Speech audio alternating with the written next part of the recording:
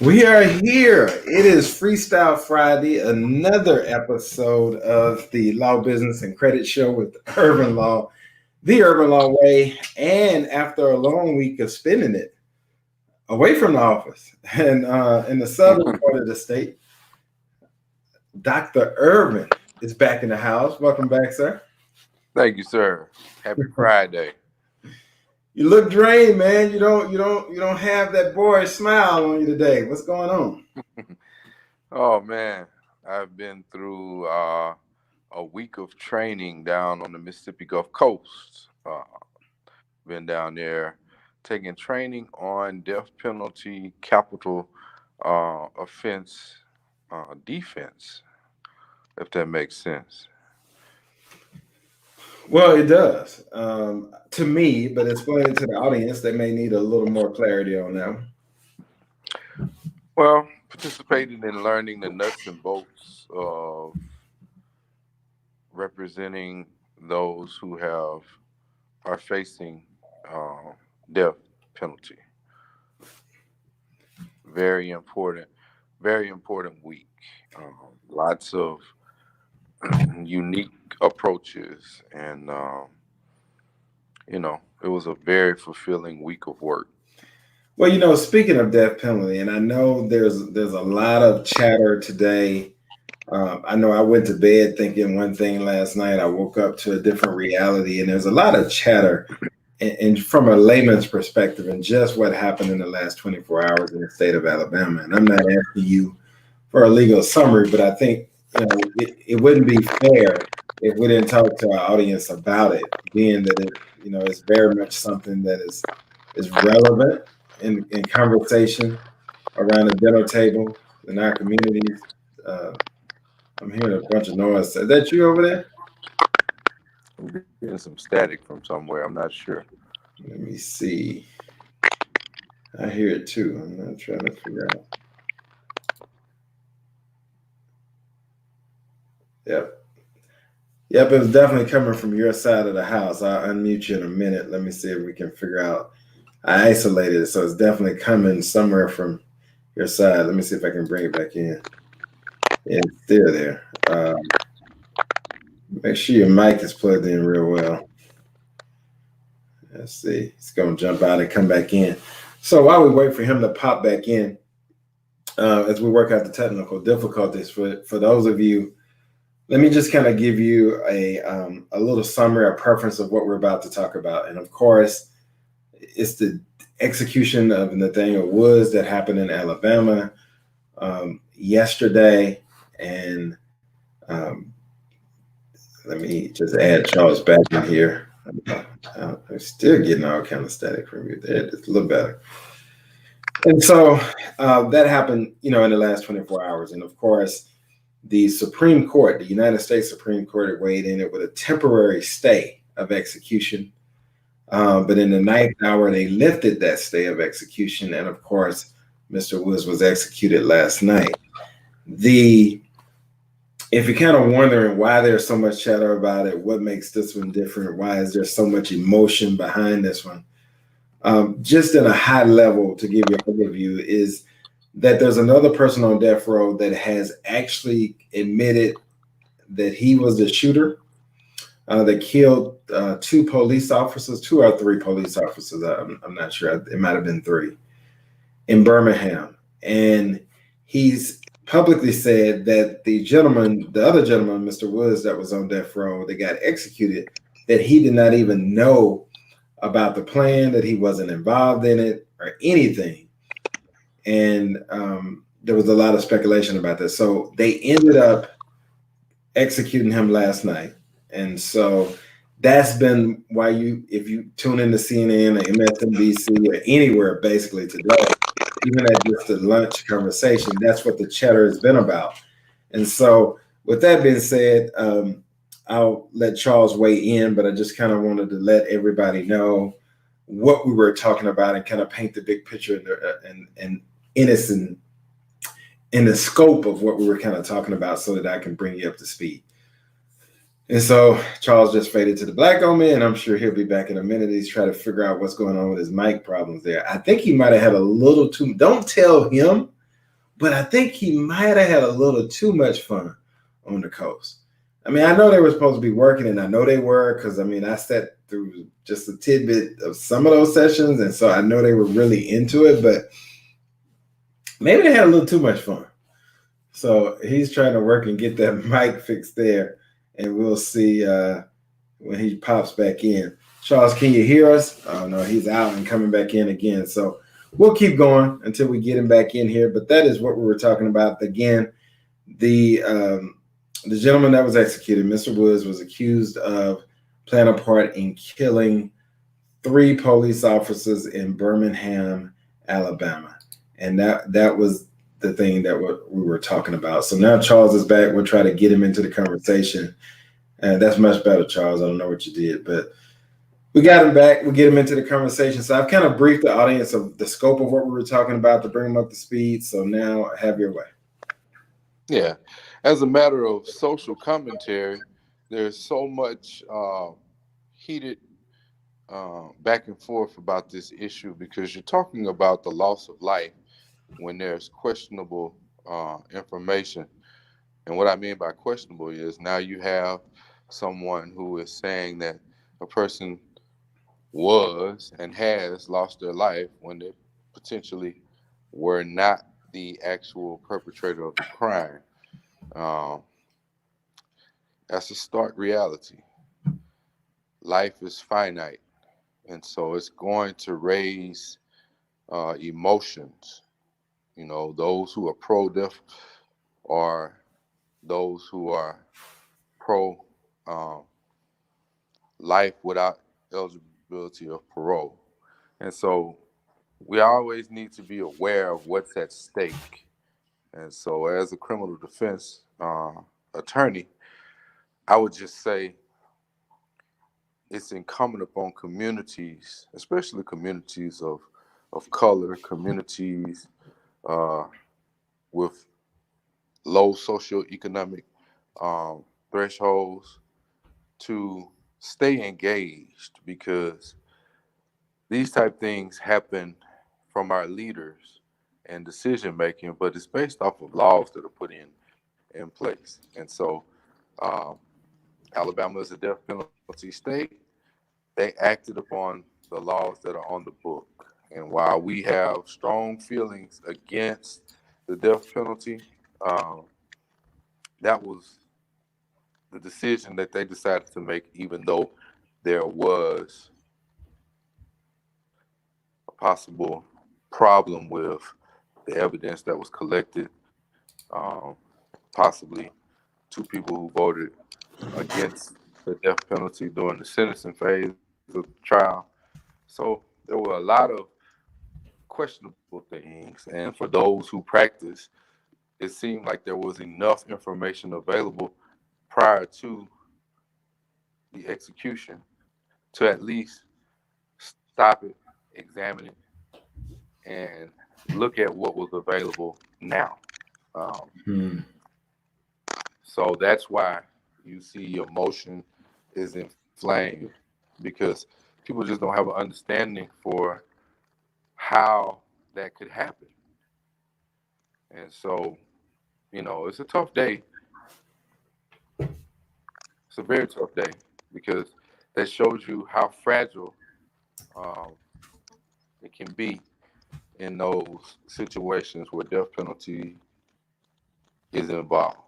Um, I won't say much more than that. I just know that when a lot of us woke up to that news, it made what we do as professionals all the more urgent to find ways and solutions to uh, avoid this as much as possible by putting forth extremely competent, high quality criminal defense so that we can guard against these type actions in the future.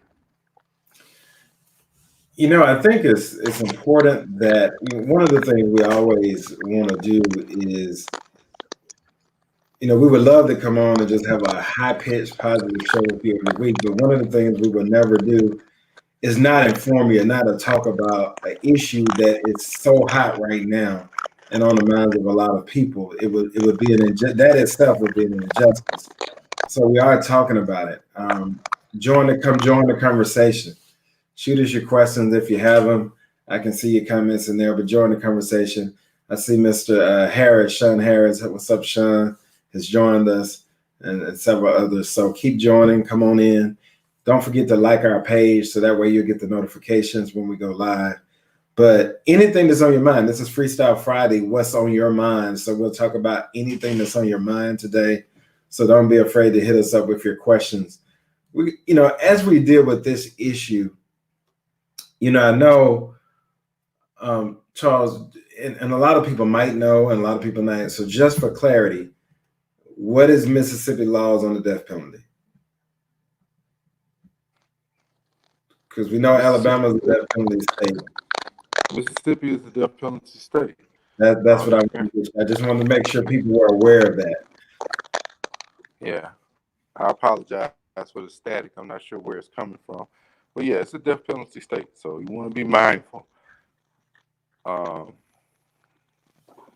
There are several ways to get there statutorily, and I won't go into all of those. But for purposes of this conversation, it's a death penalty state, and you have to be aware of that.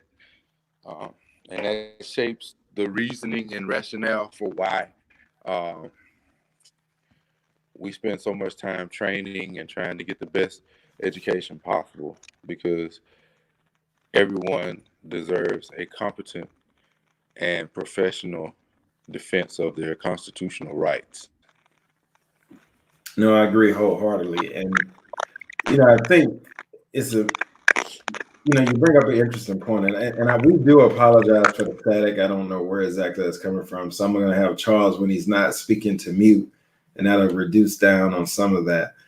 But we're getting right into it today, talking about real life and real situations. And sometimes there's not always an easy answer. Sometimes you have to fight a giant. And, so I think about David versus Goliath.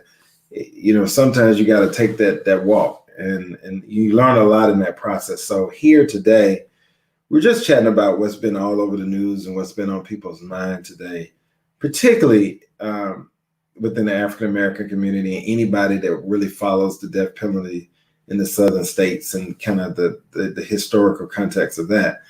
But I kind of think about the words of Dr. King, and my frat brother Dr. King, when he says, at the end of the day, it's about human rights. It's not a black, it's not a white thing, it's really a human thing. And you said a key thing there: every human deserves the right to just have a fair assessment of the facts, and have competent defense counsel, and have all other external factors fair. That's what the judicial system promises. And as I tell everybody, none of us get it right all the time. And I'll be the first to tell you, as hard as we work here at Urban Law, as hard as I work every day, I don't get it right all the time, but I'm going to do my best to make it right if I don't get it right. And so, I think as citizens, we have to do that. We have to make sure that we are armed with the information, we're armed with the knowledge, so that we can educate, so that we can direct people in a proper way, and so that we don't have as much apathy about what is going on and the facts around it, so that we can have intelligent discussions about it. And so that's one of the things that we want to make sure that we always continue to do. And so, so that's my spin on that. We won't beat the horse on this all day, but if you have questions, throw them in. I'll be running in the chat room. We're going to talk about some other topics, but just if you have questions about anything, it's Freestyle Friday today, so just make sure you pop up the questions in there. Sean, I know you good for questions, so hit us up, brother. Tell us what's on your mind, what question you have. Charles, I'll just pitch it back to you and let you just talk about what's on your mind right now in this moment, and share with the people. Wow, Leslie. I did put you on the spot, didn't I? Yeah, you did. After about 18 to 24 hours worth of training over 4.5 days, I would say what's on my mind is I'm ready to get back to the work at hand. Um, there's never a day when um, I'm not thinking about the clients. There's never a day that I'm not coming up with new ways to approach issues. Uh, I think it's important to have some semblance of balance, but at the same time, people's lives are at at risk when you talk about death penalty. I mean, and there are so many different issues, and it's such a complex area of law. Um, Yeah. but even for lesser crimes, we put a lot of time into developing defense theories and making sure that our clients' stories are told. And so um, this afternoon is about renewal. Um, I think I have said about as much as I'm willing to say about the current case because I think it's going to take a little time for it to be digested on a larger scale. Yeah. Um, but at the same time, let us all be thankful that we are um, able to affect change. You know, there's so many different areas where we can affect change in the community, in the state house, in our local government. We all have voices, and one voice can ignite a spark. And so there is hope. Um, however bleak it is, even though we had terrible news this morning, the sun was out. We were alive to see it. And so we have to make the most of the opportunity that we have and not just representing our clients and the firm, but representing our community uh, to our very best. I know you and I talk about, a demand for excellence quite a bit. Um, and that's days like today are what make that so much clearer. There is much work to be done, and it demands that we do that work in a spirit of excellence, in a spirit of giving. And so, um, my call to action would be to stay engaged, to ask questions of your state representatives and state senators, and of your United States representatives and senators, so that you know and you have a grasp of what's going on around you. All right. Well, good. I mean, good. And I heard all of that. We did have a question come in from Mr. Harris here. He says he's about to start another business. Can he get Urban Law to file as an LLC? Of course, he can. That Give brings us a up another call. point. And before you dive into that, I know where you're going. That brings up another point. I posted, I think it was yesterday on our Facebook page, about reminding all of you about the annual report filing deadline with the Secretary of State for Mississippi. For any of your corporations, LLCs, partnerships, all that stuff needs to be filed, and the consequences if you don't. And so make sure you visit that post. And what were you saying, Charles? No, I was gonna say, Harris, give us a call, and we will help you as you continue to build out um, your brand and your businesses. Uh, that's what we're here for. I'm always excited when we have new businesses come on board, and we're happy to have new clients and returning clients. And Harris is a long-term client of ours, and we're just thrilled to be able to assist in uh, the continued build out of his brand. He's marching toward greatness, and so we're there every step of the way. Absolutely. So you know all the numbers. So just hit us up, either one of us. We have you. We got you taken care of. And that was a good question, by the way. And then for all of our clients, just a reminder that we will, if you need us to go in, we'll do that annual report checkup for you. If you're one of our clients and forward your annual report. So just give us a call. We can go in and fill it out. We may need some information from you, but we'll take care of that for you. So just reach out to us. We'd be happy to do that. So, I will say this before we get out of here. Hey, Ebony hit us up. What's up, Eb? Good to see you. Good to see you. Yeah. So we got to be on point because Ebony is checking in on us, Charles. So yeah, she's gonna have like a Well, 10-page. She's gonna have the 10-page critique on us by the time it's all done. that's okay. We welcome the critique, and we welcome her into the audience. Absolutely. And one of the things as Charles keeps playing, I don't know what's going on with your mic, man. I think it's that that phone. I'm not gonna say the name of that phone, but that's probably what it is. Your mic. Mm-hmm. You're giving me the stare, the 1,000-yard stare. I see. But what I will say is that just from a business perspective, I want to just give I a word. lost audio, so I can't really hear anything. Oh, did you lose audio? All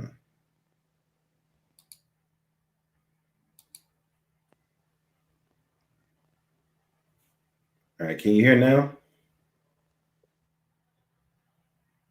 Okay, he's going out and coming back in. He's having all kind of challenges today. But one of the things I'll say to just business owners, just an encouraging word, is that to remember to celebrate the small victories.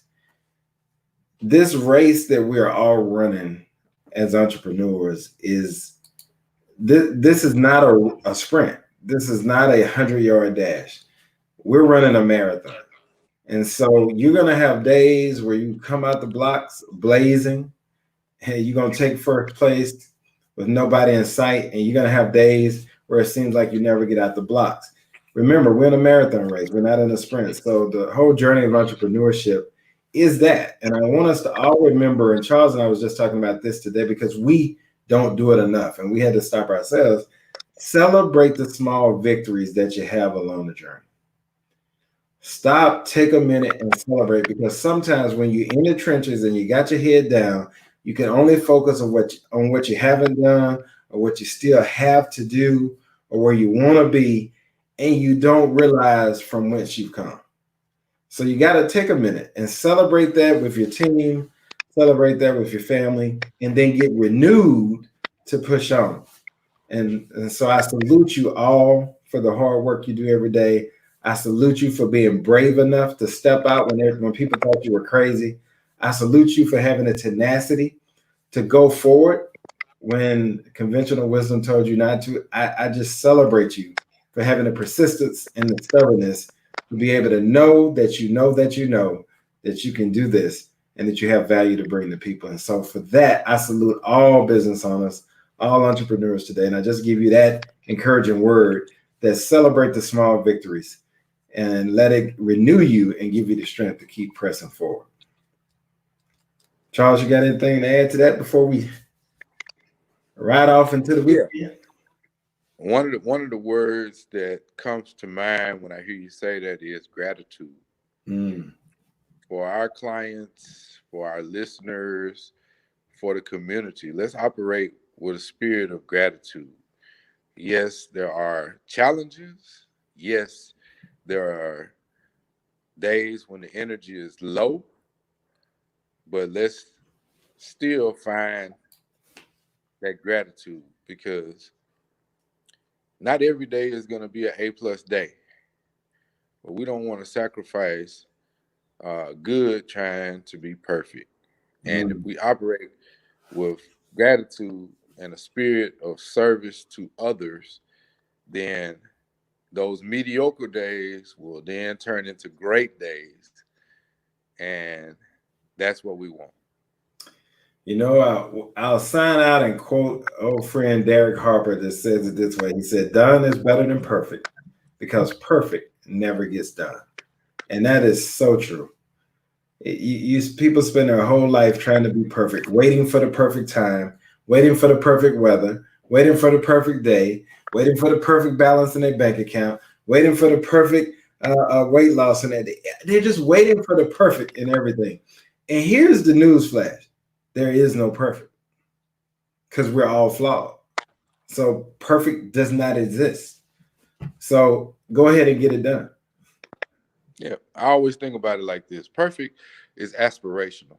If Mm. everything goes right, you have that perfect game, but it's rare. But a good game could still be a triple double or a double double, or it could be uplifting to a teammate or a member of the community.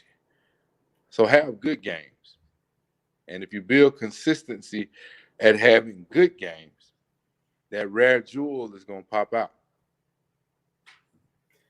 Look, I couldn't say it any better. Hey, Joyce. Joyce is joining us. What's up, Joyce? Nice to see you from the East Coast jumping in. No, I agree with that. I couldn't have said that better myself. And I think as we ride off into the weekend, I think that's a great word for us to carry. That's a great thought for us to carry. But I really want to urge you. Anything you've been putting off, get it done. Get it done. There's no, don't wait for perfect. Get it done. Because I can assure you, you'll feel a lot better having it done than you would have if you were still waiting for things to be perfect or waiting for things to be just right. So go ahead and get it done and then move forward. Because here's the reality. In life, we only move in two directions. We don't stay the same because time doesn't stand still. We either moving forward or we're moving backwards. So I encourage you to move forward because if you stop or you're waiting for the perfect time, you are moving backwards, my friend. So with that said, enjoy your weekend. Have a fantastic weekend. And you know what? As George Wallace says, that famed comedian, I love you. And there's absolutely nothing you can do about All it. right, brother. Have a good one.